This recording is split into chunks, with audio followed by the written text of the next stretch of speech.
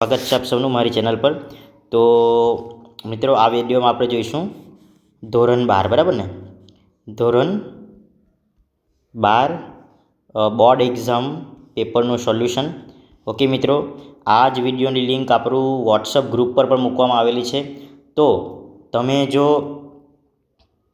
એમાં જોડાશો તો તમે બધા જ પેપરનું સોલ્યુશન મળશે। ઓકે મિત્રો, તો એમાં ખાસ કરીને જોડાઈ જશો અને તેનું જે ડિસ્ક્રિપ્શન બોક્સ છે એમાં લિંક મૂકવામાં આવેલી છે। તો મિત્રો શરૂઆત કરીએ। આ છે નામું, બરાબર ને, નામાના મૂળ તત્વો તમે કહીએ ને તેનું પેપરનું સોલ્યુશન। તો જોઈએ, ભાગીદારોની મૂડી પરનું વ્યાજ એ ભાગીદાર માટે શું છે? ઓકે મિત્રો, તો એ છે આવક। બીજો પ્રશ્ન, પાઘડી એ ખાલી જગ્યાનું નાણાકીય મૂલ્ય છે, તો ધંધાકીય એકમની પ્રતિષ્ઠા, બરાબર। નેક્સ્ટ જોઈએ, તો ભાગીદારી પેઢીનું પુનર્ગઠન થાય ત્યારે ખાલી જગ્યા બનાવવામાં આવે છે, તો પુનઃ મૂલ્યાંકન ખાતું, બરાબર।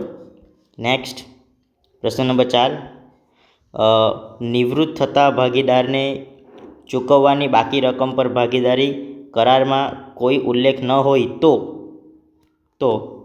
શું આવશે? તો 6% વાર્ષિક, બરાબર, ચૂકવવા પાત્ર છે। નંબર 5માં જોઈએ, પેઢીના વિસર્જન સમયે પાકા સરવૈયામાં દેવાદારો પાસે 24,500 અને ઘાલખાદ અનામત 2,500 હોય તો માલ મિલકત નિકાલ ખાતે જમા બાજુએ કઈ રકમ લખાશે? તો 2,500, બરાબર ને। નેક્સ્ટ, કંપનીને શેરના જાહેર ભરના માટે કોની સંમતિ લેવી પડે છે? તો સેબી, બરાબર। ડિબેન્ચર કેટલા ટકા વટાવથી બહાર પડી શકે છે? તો બોર્ડ ઓફ ડિરેક્ટર્સ દ્વારા નક્કી કરેલ દરે, બરાબર। નીચેનામાંથી કયા ગુણોત્તરોનો સમાવેશ પ્રણાલિકાગત વર્ગીકરણ થાય છે? તો મિશ્ર ગુણોત્તર, બરાબર। નેક્સ્ટ જોઈએ, નીચેનામાંથી કઈ બાબતનો સમાવેશ ચાલુ ગુણોત્તરનો ગણવા માટે થતો નથી? તો શું આવશે? ફર્નિચર, બરાબર। નીચેનામાંથી કોનો નાણાકીય ખર્ચમાં સમાવેશ થાય છે? બરાબર, તો વ્યાજનો ખર્ચ।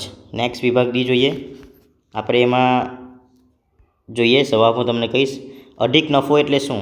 તો જ્યારે ધંધો અપેક્ષિત નફા કરતાં વધુ નફો કમાતો હોય તો વધારાના નફાને અધિક નફો કહે છે। પુનઃ મૂલ્યાંકન ખાતાનો નફો કે નુકસાન કયા ખાતે લઈ જવામાં આવે છે? તો પુનઃ મૂલ્યાંકન ખાતાનો નફો કે નુકસાન ભાગીદારોના મૂડી કે ચાલુ ખાતે લઈ જવામાં આવે છે। નવા ભાગીદારને કયા હેતુસર પેઢીમાં દાખલ કરવામાં આવે છે? તો પેઢીમાં વધુ મૂડીની જરૂરિયાત હોય, વધુ કાર્યશક્તિની જરૂરિયાત, કે ભાગીદારની નિવૃત્તિ કે મૃત્યુને કારણે કે કુશળ કર્મચારીને ભાગીદાર બનાવવામાં આવે છે, બરાબર। માલ મિલકત નિકાલ ખાતાને બીજા કયા નામે ઓળખવામાં આવે છે? તો માલ મિલકત નિકાલ ખાતાને બીજા સંપાદન ખાતાના નામે ઓળખાય છે। નેક્સ્ટ, શેર જપ્તી એટલે શું? જ્યારે કોઈ શેર હોલ્ડર તેણે ધારણ કરેલા શેર પર ભરવાની થતી મંજૂરી કે હપ્તાની રકમ નિયત સમયમર્યાદામાં કંપનીને ન ચૂકવે તો કંપની યોગ્ય કાર્યવાહી કર્યા બાદ શેર જપ્ત કરે છે, તેને શેર જપ્તી કહે છે।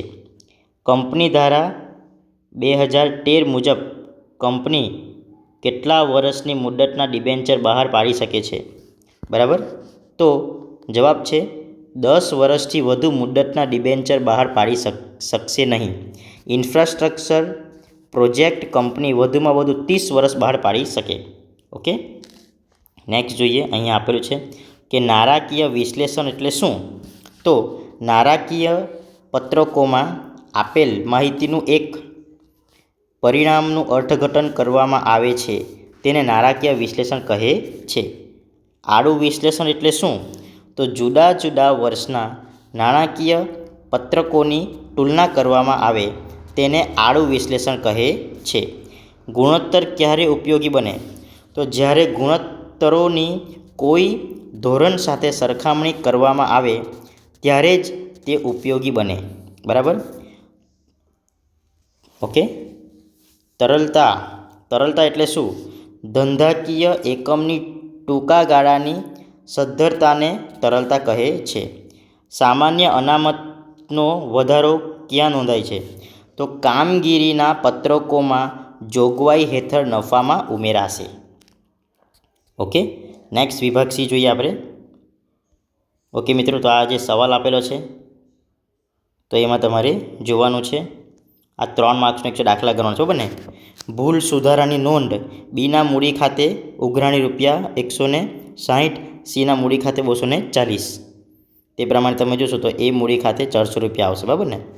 તે પ્રમાણે તમે અહીંયા જોશો. ઓકે. 22મો પ્રશ્ન છે. એમાં ડીનો ત્યાગ 4/21, એસનો લાભ 2/21 અને પીનો લાભ 2/21. બરાબર. તેમ 23માં જોઈ લેજો તમે. ઓકે. 24માં શું છે કે અદાલતના હસ્તક્ષેપ સિવાય સામાન્ય વિસર્જન પદ્ધતિઓ સમજાવો. 3 મુદ્દા આપેલા છે. તો નંબર 1 મુદ્દામાં સામાન્ય અનામત ખાતે, તે ભાગીદારીના મૂડીના છેલ્લમાં ચાલુ ખાતે. બીજું કારીગર અકસ્માત વળતર ભંડોળ ખાતે. ત્રીજું ઘસારા ફંડ ખાતે. બરાબર. ઓકે મિત્રો, તો એ પ્રમાણે આ રહેશે. ઓકે. વિભાગ ડી પણ એ પ્રમાણે છે. ઓકે. વિભાગ ડીમાં જો તમે જોવાના હોય તો આમાં હું તમને કહું છું કે ભરતી સરેરાશ નફો કેટલો થશે? સરેરાશ નફો છે 1,4,8,6,6.67. બરાબર ને? અને પગડી, બરાબર, પગડી છે 44,600. બરાબર. એ પ્રમાણે થશે. ઓકે મિત્રો, તો આ પેપર પ્રેક્ટિસ માટે છે અને આ પેપર 2023નું છે. તમે જોઈ લો. આ બધા જ દાખલા જો તમને આવડતા હોય તો તમે પરીક્ષામાં ચોક્કસપણે સારું કરી શકશો. ઓકે. આ છે પ્રશ્ન નંબર 30.